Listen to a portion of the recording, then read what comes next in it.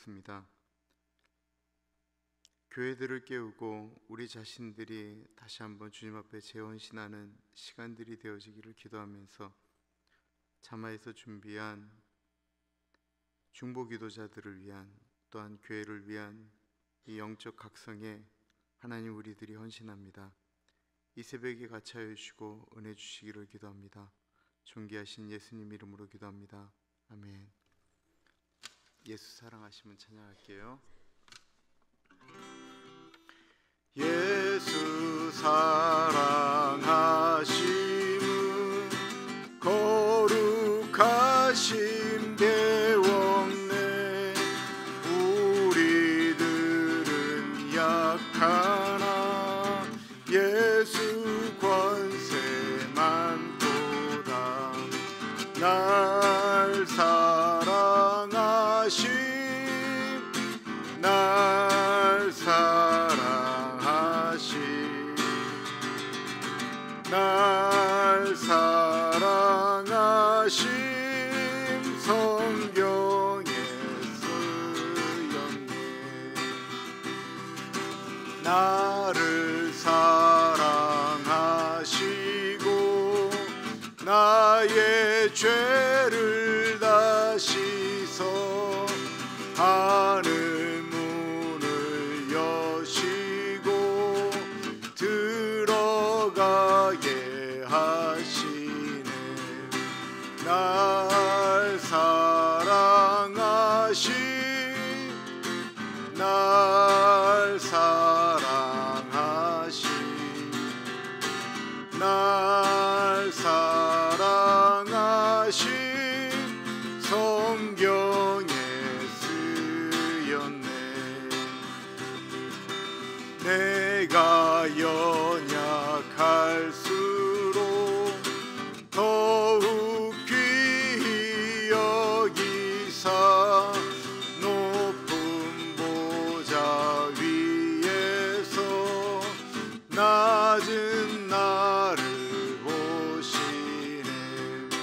날 사랑하심, 날 사랑하심, 날 사랑하심. 성경에 쓰였네.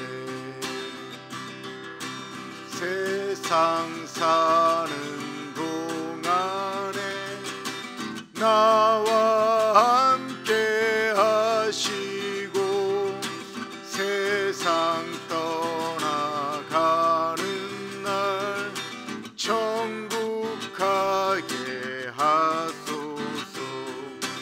날 사랑하심, 날 사랑하심, 날 사랑하심. 성경에 써있네. 날 사랑하심, 날 사랑하심, 날 사랑하심, 날 사랑하심. 성경에 써있네.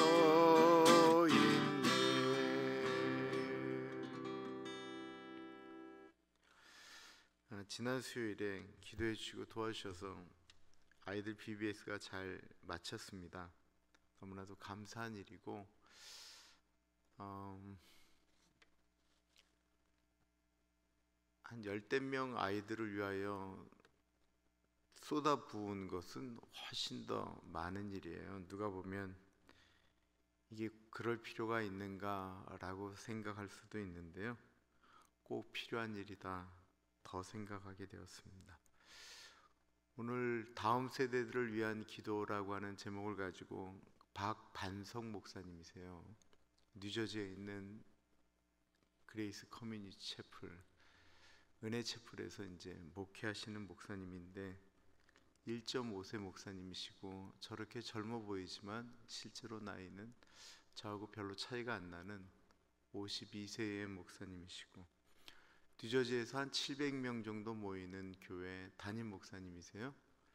근데 교회 교인의 그 평균 연령이 29세라고 합니다.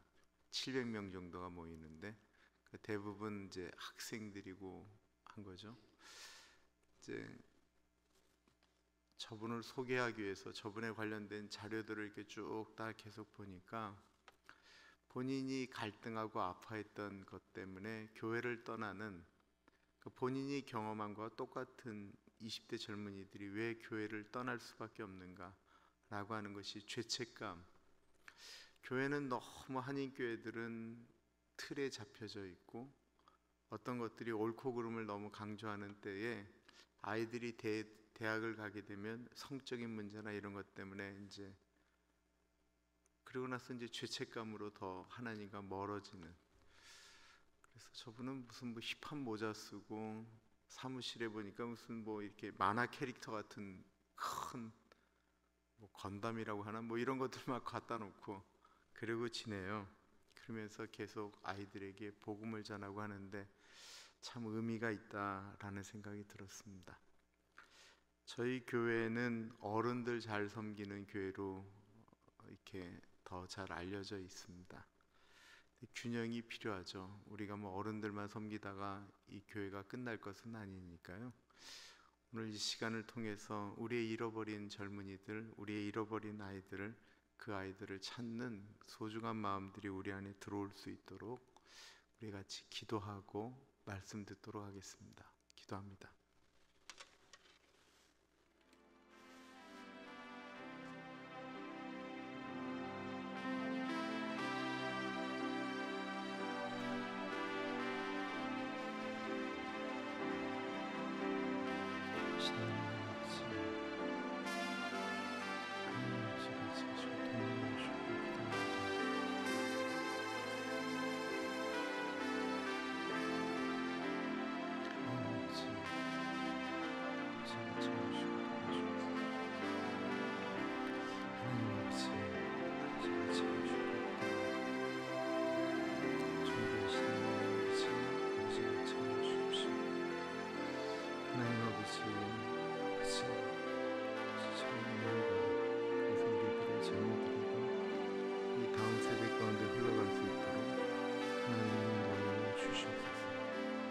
젊은이들을 통하여 이 세상이 다시 한번 하나님께로 올려져가는 귀하고 복된 시간 되어지기를 간절히 기도합니다.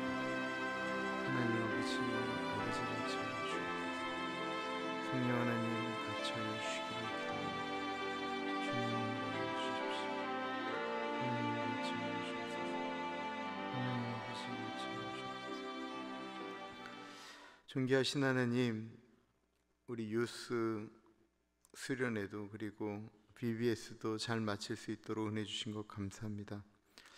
한 번 그냥 할 때마다 우리가 관심을 갖는 정도로 끝나는 것이 아니고 주님, 우리가 이런 시간들을 통해서 다음 세대들이 이 나라를, 이 교회를 이끌어가는 꿈을 꿀 수 있도록 인도하여 주십시오. 오늘 말씀이 온라인으로 전파되어질 때도 우리들의 많은 부모님들 마음 가운데 다음 세대들을 위한 목사님의 외침이 우리들의 간절함이 되어지기를 기도합니다. 존귀하신 예수님 이름으로 기도드립니다. 아멘. 성도 여러분 반갑습니다. 이 아침에도 귀한 은혜가 넘치기를 바랍니다. 오늘 본문은 디모데후서 4장 9절부터 18절입니다. 제가 봉독해 드리겠습니다. 너는 어서 속히 내게로 오라. 데마는 이 세상을 사랑하여 나를 버리고 데살로니가로 갔고, 그레스게는 갈라디아로, 디도는 달마디아로 갔고, 누가만 나와 함께 있느니라. 내가 올 때에 마가를 데리고 오라. 저가 나의 일에 유익하니라. 두기고는 에베소로 보냈느니라.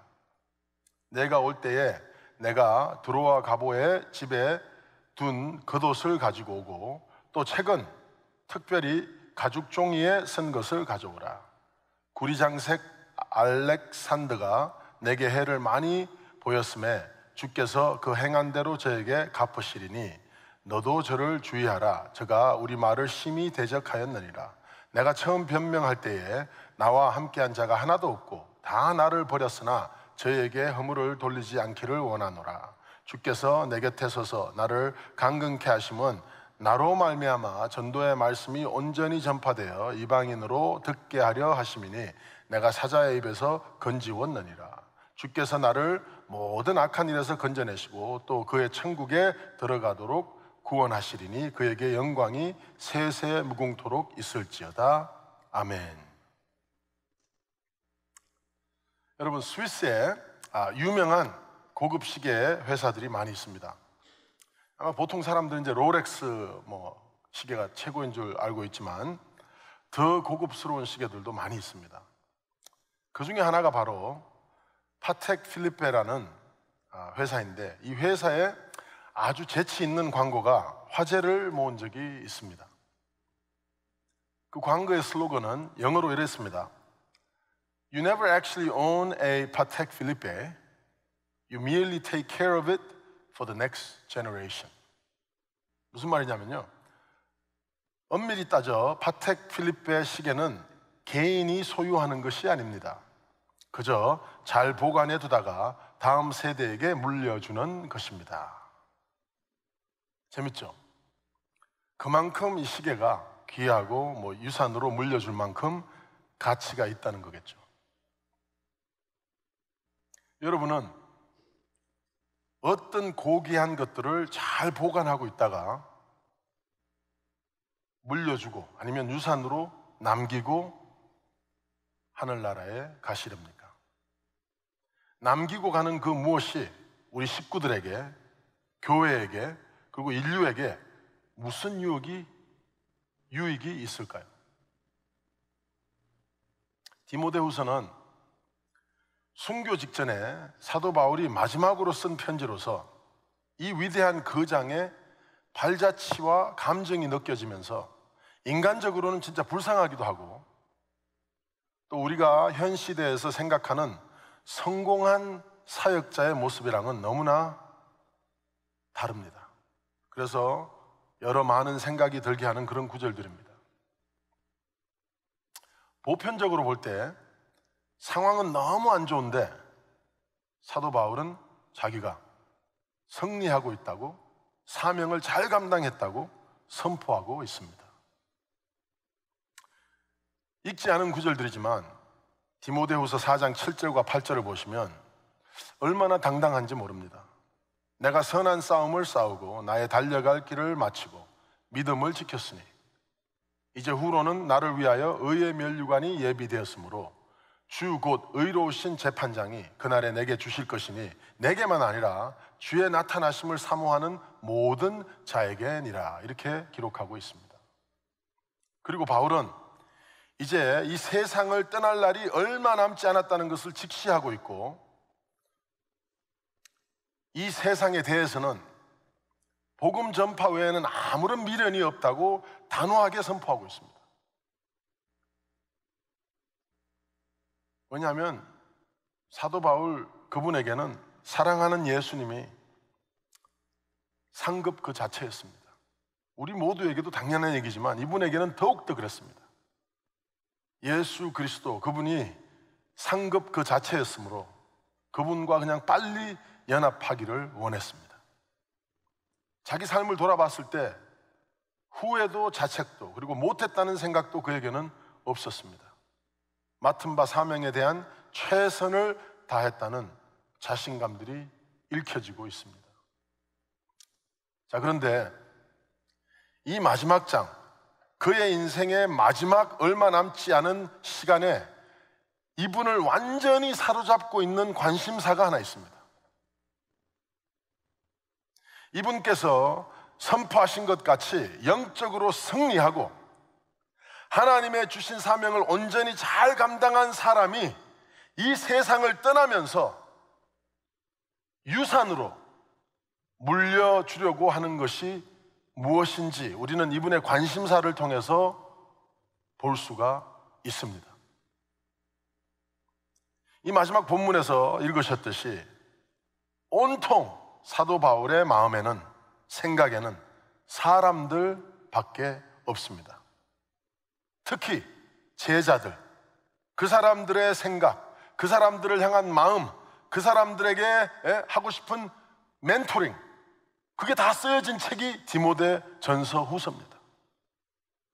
디모데전서 후서의 띠은 하나님의 사람들, 그러니까 하나님의 사람으로 살고 싶은 모든 사람들에게, 특히 젊은 사람들에게 멘토링하는 책과도 같습니다. 근데 이 마지막 본문이 완전히 엑기스예요.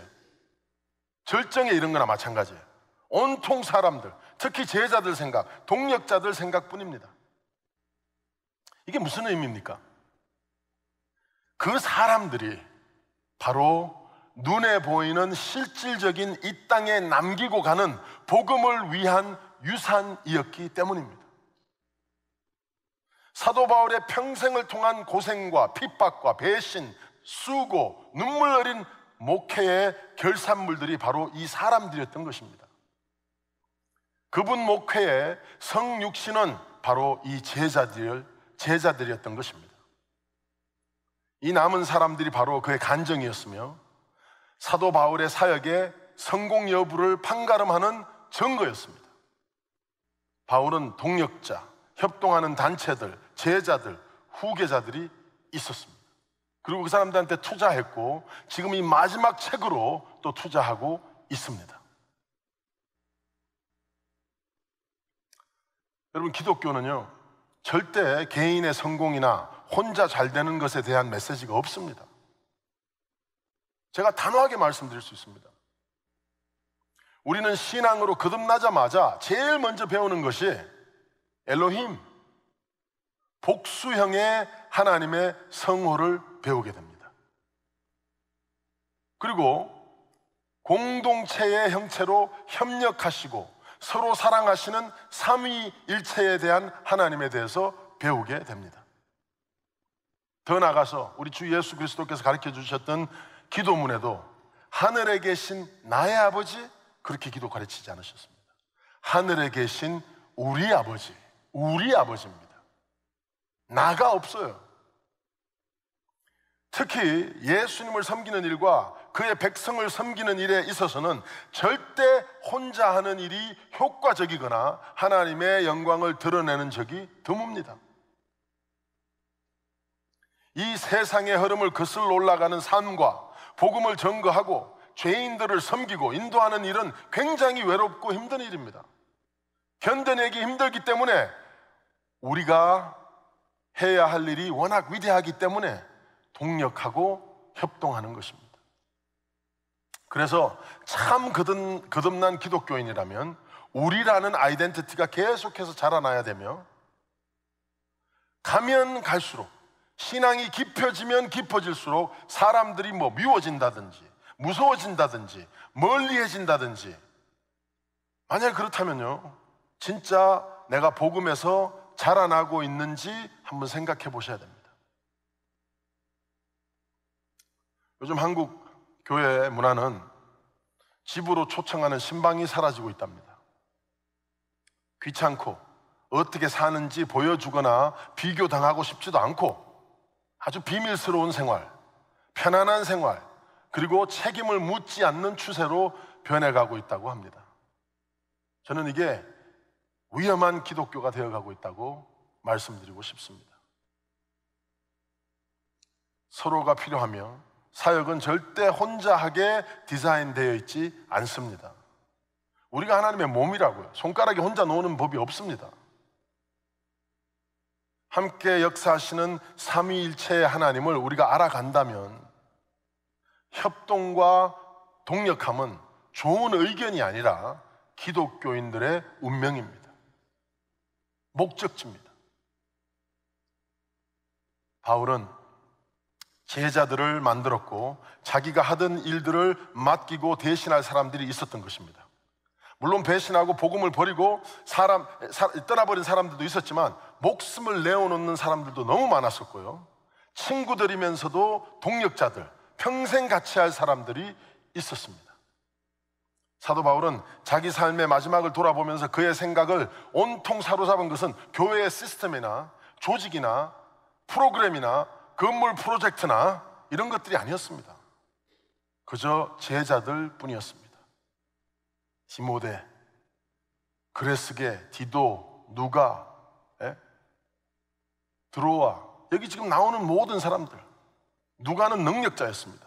디모데는 자기 칼본 카피, 그냥 똑같은 사람을 하나 만들어 놓고 가는 거예요. 디도 능력자입니다.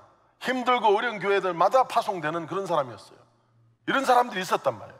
이 사람들 마지막에 계속 이 사람들한테 위로와 격려와 그리고 사명에 대한 다짐을 지금 계속 얘기하고 있는 겁니다. 하나님의 왕국과 삶의 가장 고귀한 가치는 충성되고 신실한 사람들이지 물질적인 것들은 도구일 뿐입니다. 여러분 유럽에 있는 교회당들을 보십시오. 사람이 없으니까 아무것도 아니에요. 그냥 박물관이라고요. 그냥 돌덩어리들 뿐이란 말입니다. 이번 팬데믹 때 지금 팔려고 내어놓은 교회들이 얼마나 많이 있습니까?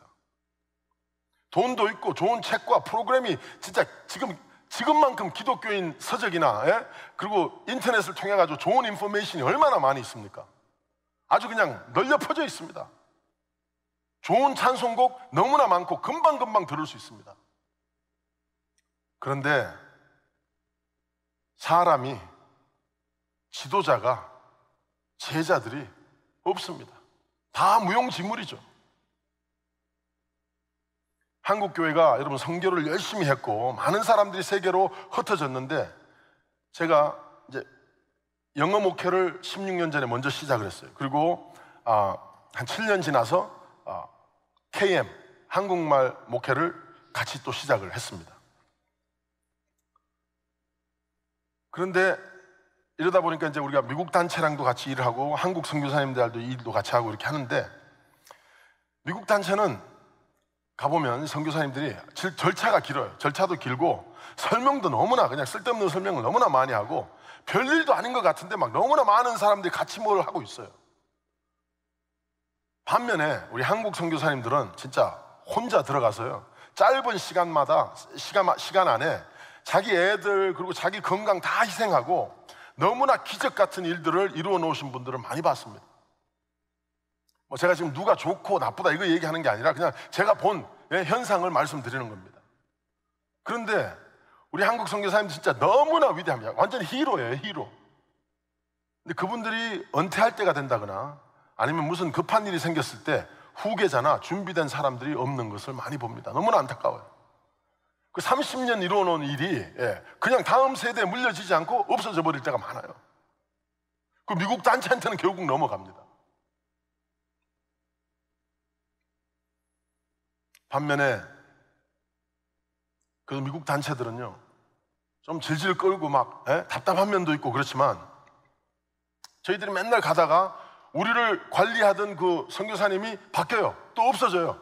그 은퇴하시고 뭐 없어져요. 근데 가면 그 다음에 다른 사람이 하는데 아무런 문제 없이 또 이 일이 진행되는 모습을 보면서 야, 이건 참 대단하다, 너무나 배울 점이다, 그렇게 생각한 적들이 있었습니다. 다음 세대를 길러내는데 투자하고 힘들지만 당장 결과가 안 보이지만 그러나 성경은 너무나 명백하게 제자들을 이 시대나 다음 세대에 길러내야 된다고 계속 얘기하고 있습니다. 그럼 제가 여기 차트 하나를 보여드리겠습니다. 이게 지금 삼각형이 거꾸로 된 이 트라이앵글인데 인버티드 트라이앵글이에요. 근데 이걸 보시면 지금 한국 교회와 그리고 미국 교회가 지금 이 상황이라고 얘기를 합니다. 10대가 제일 밑에고요, 70대가 제일 위입니다. 이 밑에 있는 10대, 20대, 30대, 40대 이 친구들이 전도가 안 되잖아요. 이런 식으로 100년 가면 있잖아요, 미국 교회도 한국 교회도 소망이 없습니다. 이게 지금 현실이에요. 그러니까 교회들이 자꾸 팔리는 거예요. 들어갈 젊은 사람들이 없어요. 레슬리 누비긴이라는 우리 영국 출신의 인도 선교사, 30년간 선교 사역을 마치고 영국에 이분이 돌아왔는데 이런 얘기를 합니다. 영국이 선교지가 되었다고 한탄한 바가 있습니다. 인도에서 선교를 하는 동안 본국이 복음적으로 후퇴하였고 교회 숫자와 교인 수가 격감했다는 겁니다. 여러분, 지금 우리 상황이랑 똑같지 않아요?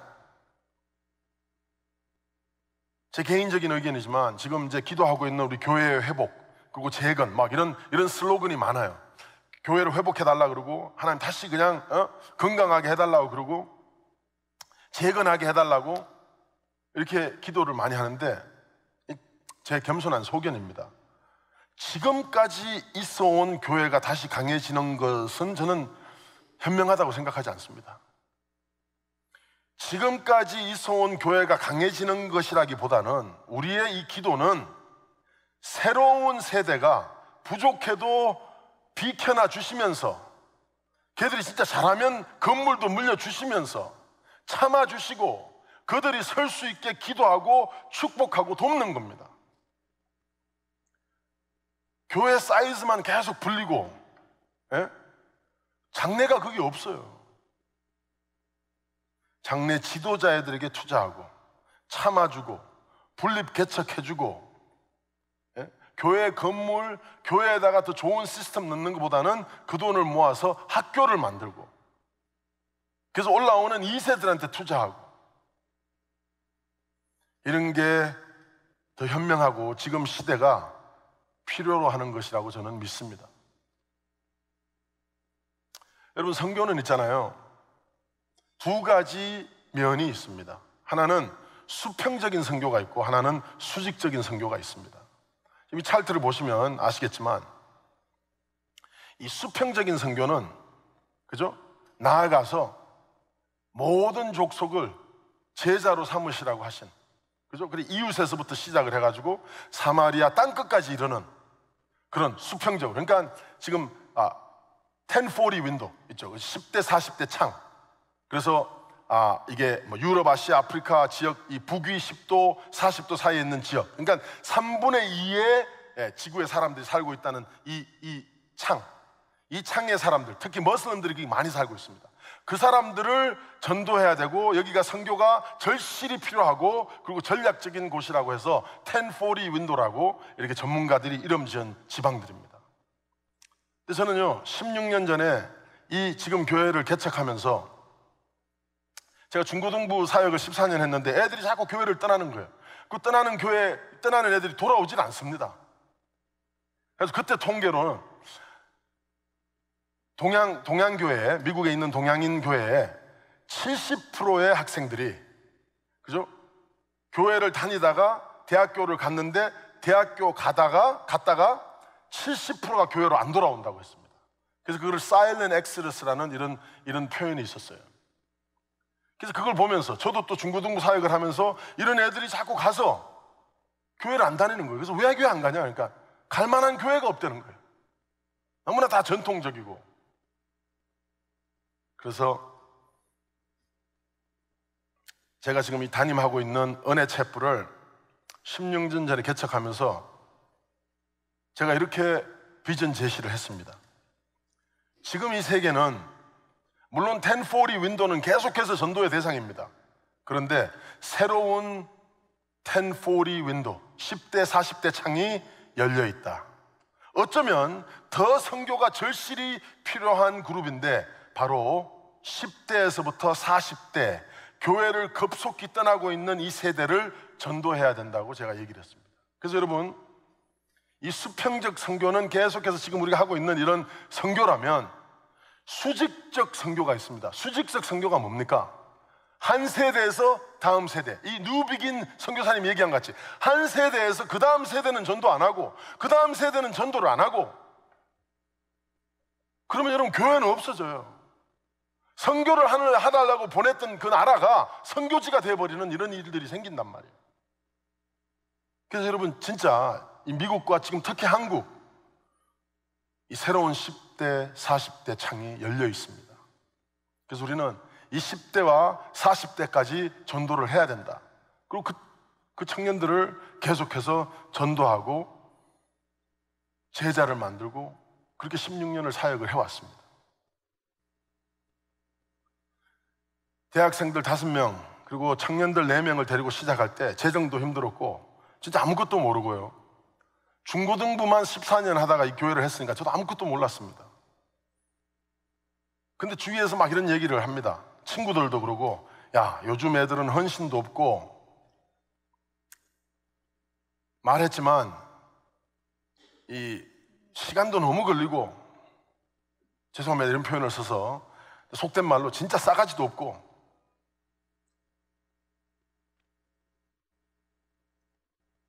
헌금도 안 하고 성수주일도 안 하고 그렇다는 거예요. 근데 맞았어요. 진짜 그렇게 오는 친구들이 그랬습니다. 근데 여러분, 그 친구들이 그렇게 된 이유가 뭐냐면, 물론 우리 1세들이랑 대화도 안 되고, 그죠? 그리고 안 되니까 그냥 영어하는 전도사한테 하나 맡겨놓고 그냥 베이비시팅 같이 맡겨놓고 투자한 게 없어요. 별로 대화하려고 노력한 것도 없고 참아주고 기다려준 것도 별로 없습니다. 제가 중고등부 전도사를 해봐서 알아요. 결과주의적인 어른들이, 그리고 무엇이든지 빨리빨리 해야 되는 우리 한국 문화, 그 너무 애들이 못 믿으니까 그냥 통제적이고 결정을 그냥 다 만들어서 주는 거예요. 얘들이 제대로 결정을 만들 수 있는 기회를 다 뺏어가 버리고 자라날 기회를 허락하지 않았어요. 조금만 참아주면 됩니다.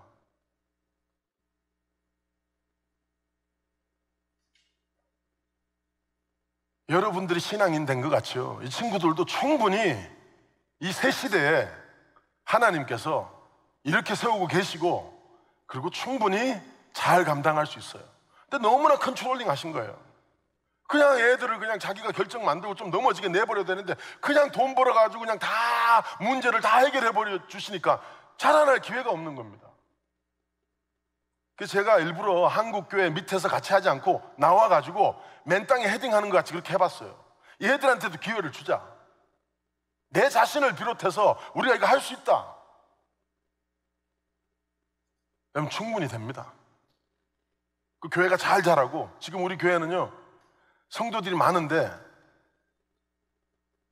제가 50대입니다. 그런데 저랑 비슷한 또래와 저보다 나이가 많으신 분들이 우리 교회 10명밖에 안 됩니다. 우리 교인들, 청년들의 학부모님들이에요. 그 나머지는 다 청년들입니다. 평균 연령이 한 29, 30입니다. 대학생에서부터 40대까지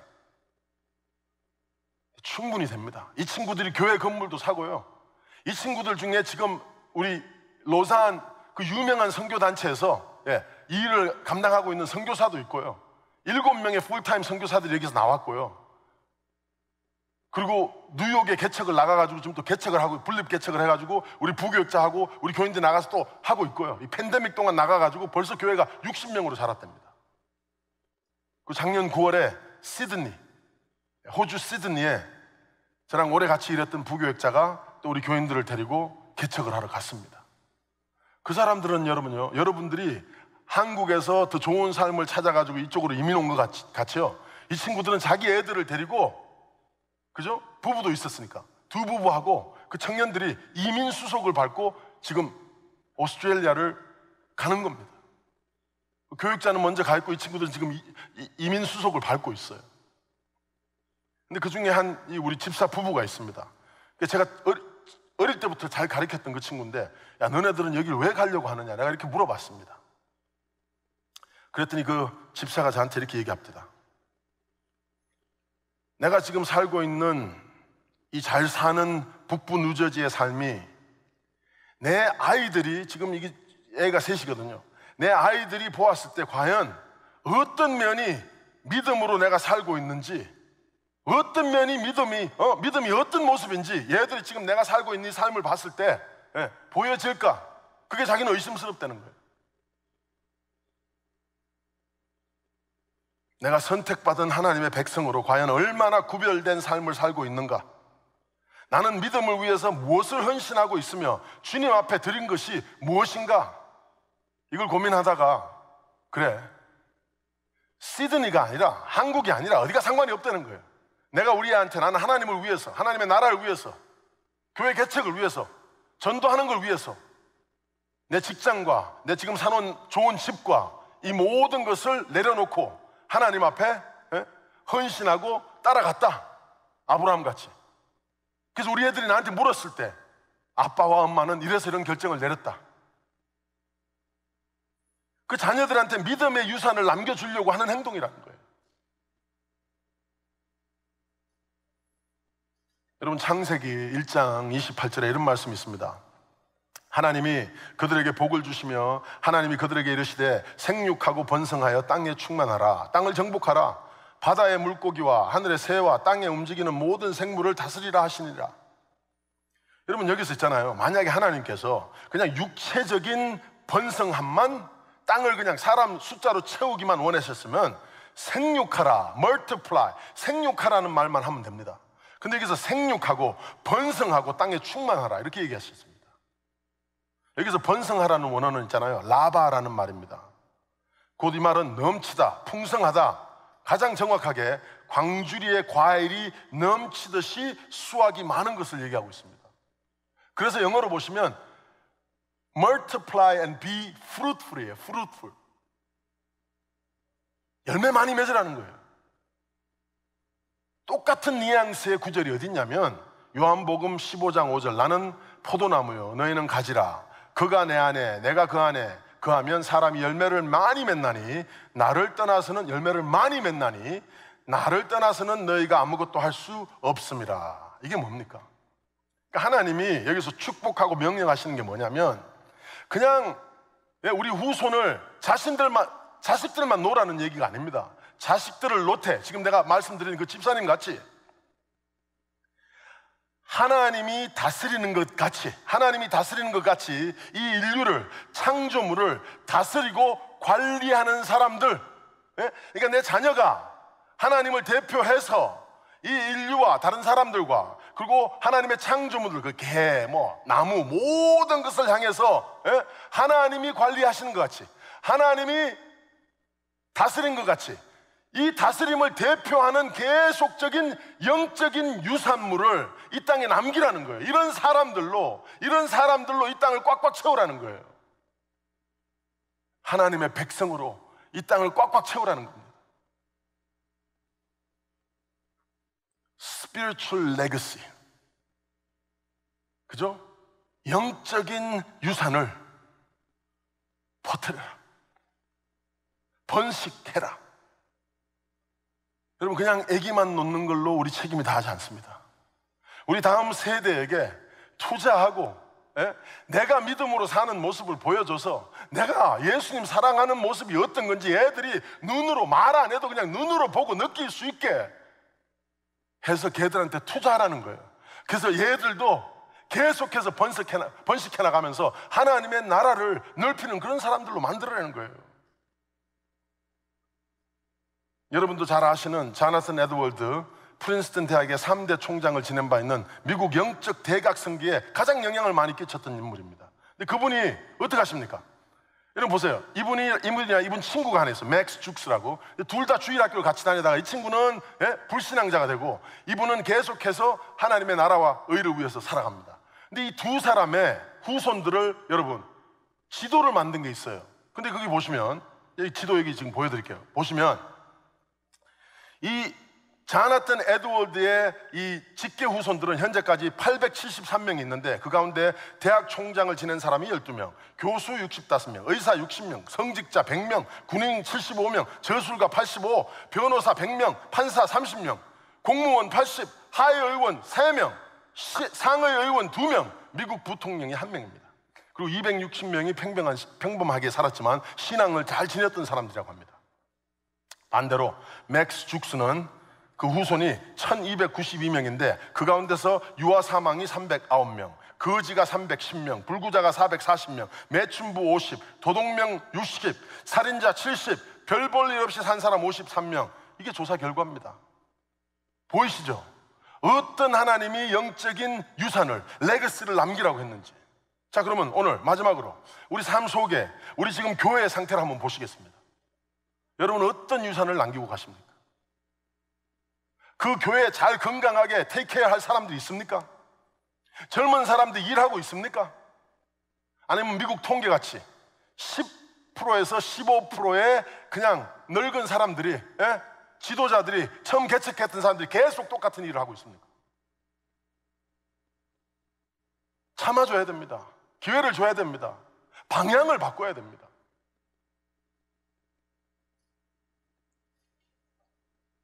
말씀을 이제 마치겠습니다. 마지막으로 제가 두 구절만 보겠는데요. 에베소서 1장 17절에서부터 18절을 보시면 우리 주 예수 그리스도의 하나님 영광의 아버지께서 지혜와 계시의 영을 너희에게 주사 하나님을 알게 하시고 너희 마음의 눈을 밝히사 그의 부르심의 소망이 무엇이며 성도 안에서의 그 기업의 영광이 풍성함이 무엇이며, 이게 사도 바울이 그죠? 에베소 교인들을 위해서 한 기도, 축복, 또 축도입니다. 물론 내용이 너무 심오합니다. 근데 간단하게 제가 하이라이트 하고 싶은 부분은 이겁니다. 삼위일체 하나님을 알아라, 부르심의 소망을 깨달아라. 근데 이 마지막에 기업의, 그죠? 유산, 기업의 영광의 풍성함. 그러니까 하나님이 우리에게, 하나님의 선택한 하나님 백성에게 기업을 주신다는 거예요. 그래서 이 땅에서도 누리고 앞으로 올 세상에서도 누릴 수 있는 그 기업, inheritance. 그게 뭐냐면 성령님을 우리가 받게 됐죠. 그죠? 하나님의 선택을 받았죠. 거룩함과 흠이 없이 하나님 앞에 보존되기 위해서 구별을 받았죠. 구원을 누리죠. 영생을 받았죠. 양자로 부르심을, 너무나 많은 이 영적인 축복들을 다 나열하고 있어요. 이걸 다 하나님께서 우리에게, 여러분에게 주셨다는 겁니다. 그런데 에베소서 1장 11절에 보시면 모든 일을 그의 뜻의 결정대로 일하시는 이의 계획을 따라 우리가 예정을 입어 그 안에서, 하나님 안에서, 예수님 안에서 기업이 되었다는 겁니다. 자, 그러면 이 두 가지를 볼 때 하나님께서 하나님의 그 풍성함의 영적인 축복들을 기업으로 우리한테 주셨고, 그 다음에 또 우리가 하나님의 기업이 되었다고 이렇게 얘기하고 있습니다. 근데 여기서 한 가지 여러분 명심하셔야 될 사실이 뭐냐면, 이 옛날에 기업, 그러니까 누가 상속을 받기 위해서는, 그죠? 물려주는 사람이 죽을 때 상속이 주어지는 겁니다. 그 고귀한 가치와 이분의 그 평생 일구어 놓았던 그 성공과 축복이 주어지기 위해서는 그 사람이 죽어야 돼요. 그래야지 상속자가 물려받는 겁니다. 그런 의미에서 여러분들 속에 이 하나님의 위대한 상속들, 이 위대한 선물들이 여러분들 삶 속에 임하기 위해서 누가 죽었어요? 바로 하나님의 아들. 이 위대한 축복을 여러분들이 받아 누리기 위해서 예수 그리스도가, 하나님 당신이 십자가에서 죽으십니다. 그분이 죽고 그분 안에 있는 모든 아름다움, 그분 안에 있는 모든 위대함이 여러분들에게 주어졌다는 것입니다. 자, 그러면 우리가 하나님의 상속이 되었다는 것은 또 무슨 얘기입니까? 이것도 마찬가지입니다. 여러분, 귀한 것들이 상속되는 거예요. 근데 여러분과 나는 귀하지 않습니다. 죄인입니다. 하나님 앞에 물려드릴 게 하나도 없어요. 근데 어떻게 우리 하나님의 기업이 될 수가 있습니까? 이 허물이 이렇게 많고 이렇게 죄스러운 사람들이 어떻게 그 위대하신 하나님의 감히 기업이 될 수가 있습니까? 우리가. 근데 분명히 이 구절에서는 여러분과 내가 하나님의 기업이라는 거예요. 이게 어떻게 된 일입니까? 똑같아요. 예수 그리스도가 흠없으신 그분께서 우리의 죄값을 다 감당하시고 돌아가셨기 때문에, 씻어주셨기 때문에 여러분과 내가 하나님의 기업이 될 수 있는 겁니다. 우리 주 예수 그리스도를 찬양합니다. 이 사실을 여러분들이 깨닫는다면 명심하셔야 되는 게 한 가지 있습니다. 하나님은요, 영생이 필요 없어요. 하나님은 이 축복들이 필요가 없어요. 다 벌써 누리고 계신 분입니다. 하나님이 귀하게 생각하고 아름답고 가치 있게 생각하는 것은 당신입니다. 여러분과 납니다. 그래서 우리가 하나님의 기업이 된 겁니다.